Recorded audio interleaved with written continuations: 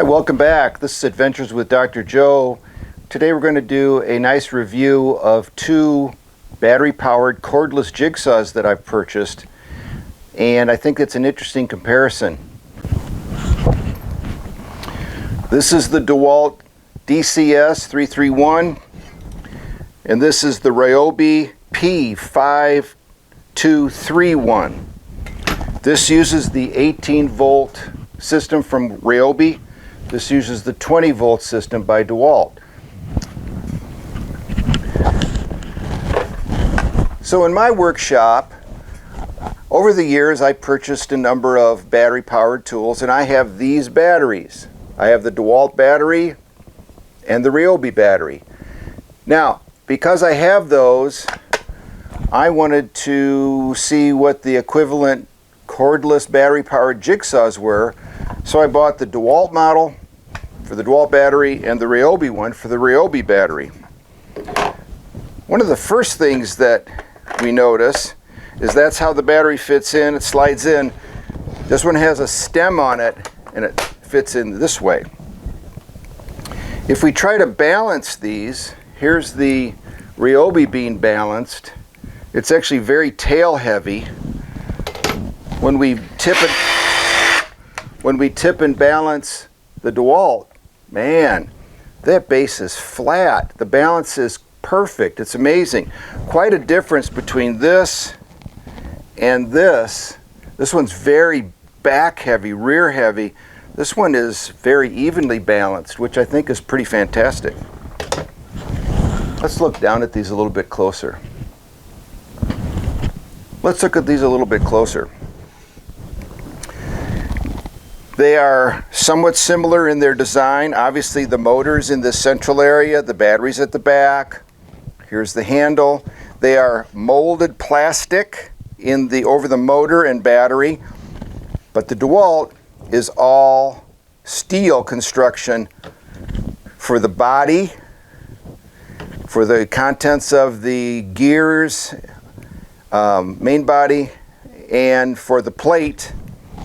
This is cast steel with a stamped steel bottom plate here, but it also has a scratch-resistant sole, which is unique. The Ryobi does not. All of this is stamped steel. Seems reasonable, but it's not nearly as heavy-duty as the DeWalt. Both have an orbital function, 3-position plus 0. Here it is at 0 for the Ryobi, 1, 2, 3. Here it is 0 for the DeWalt, 1, 2, 3.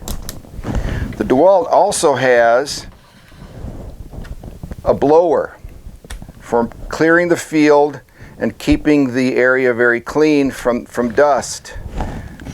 The Ryobi does not.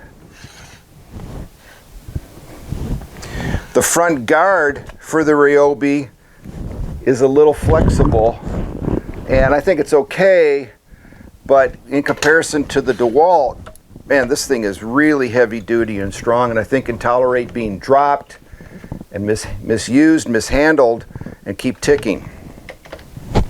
The blade change is toolless on both. This Ryobi has a lever right here that we turn and it accepts blades. It now uses the T-shank blade common to Bosch and DeWalt and the other companies. It locks in and then fits in the groove that connects to the oscillating arm. It also is spring-loaded so that when we open it up, the blade pops out. The DeWalt, we don't have to mess around down here. It's right up front. It opens up easily. The blade fits in and locks in place. Also, here is the oscillating arm, which, when we compare the two, the DeWalt is shorter, thicker, and looks stronger. The Ryobi is longer and looks more delicate. Also, the arm here is kind of exposed, and I think probably runs a bit more of a risk of injury than this, which is enclosed within this cast steel head frame. This is the dust blower, by the way. We'll take that blade out, and we can see it right here. This oval hole, that's the dust blade. That's the dust port, or the blower port.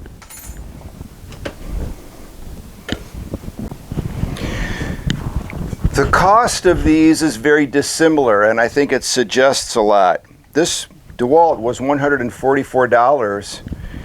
This Ryobi was $69, so half the price. The variable speed with the Ryobi is handled with this thumb switch, and it is basically a trigger mechanism here on the DeWalt. The Ryobi does have a locking on switch where it can lock in the on position. And then you can adjust the speed with your thumb as you're going, which I think is neat. The DeWalt, of course, is infinitely adjustable at all times. You're just holding on to it, and if you need more speed, if you can tolerate less speed, you back it off. So that's a difference. When it comes to the tilt mechanism, there's an included Allen wrench with the Ryobi, and we have to loosen these two screws, and that brings the place back. We can tilt it, and then it has detents for various angles. Virtually the whole time, though, we're going to leave it at 90. That's kind of where it always is going to live, and that's just the way it is with these devices. 99% of the time, they're always going to be at 0.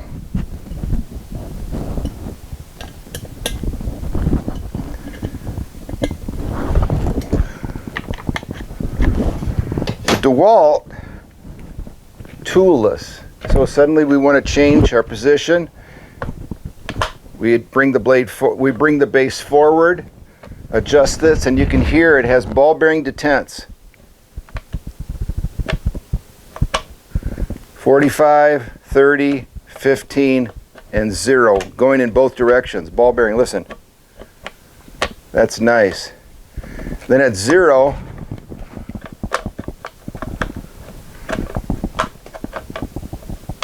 we lock it in and it doesn't go anywhere, and then we lock that. So that's a difference that I think is pretty significant. One thing that the Ryobi has that the DeWalt does not is this blade saver technology. It's very simple, but it's very effective. When we're cutting something, 99% of the time, the material we cut is going to be thin, 1/2 inch, 3/4 of an inch, and we're going to be using this segment of the blade. That's it. But by adjusting this blade saver, we can actually drop the foot plate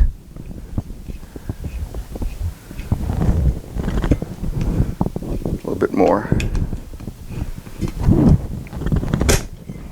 And now we're using this other part of the blade. So we can get probably 2 or 3 times the life out of each blade because of this adjustable base, also referred to as the blade saver, and it's got a few detents, these various different positions.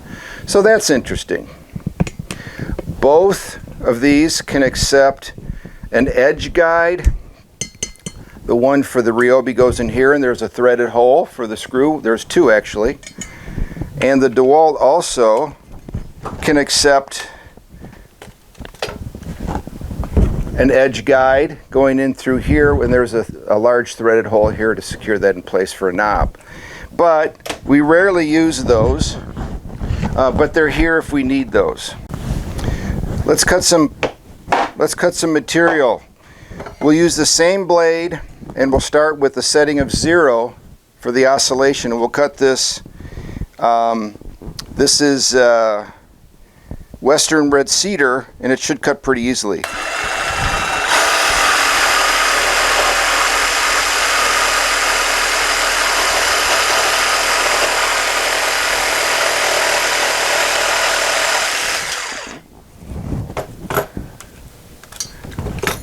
Now we'll cut the same material with the same blade.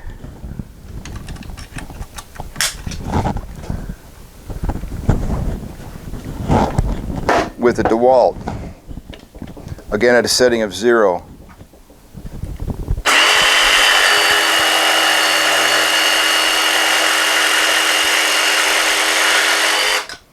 This DeWalt has a much smoother cut. The Ryobi, although it cut that just fine, is a little rougher, not as refined, but I guess for half the price that's kind of what we would expect.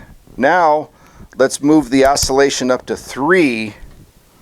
So this is going to be a jagged cut probably, but pretty fast. Here we go with the DeWalt.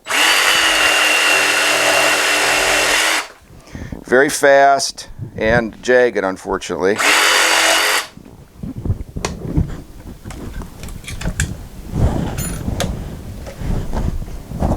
Now we'll put the same blade back into the Ryobi.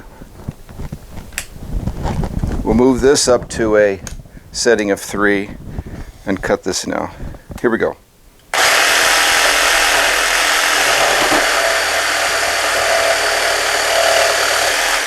Yep, very fast. So both cut very quickly. Let's try this now using some maple.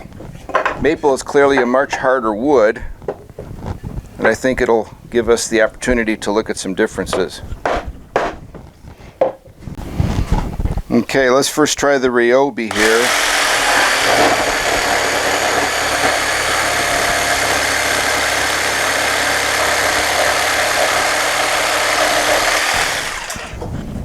Okay, now we're going to try the DeWalt after I let this blade cool off a teeny bit.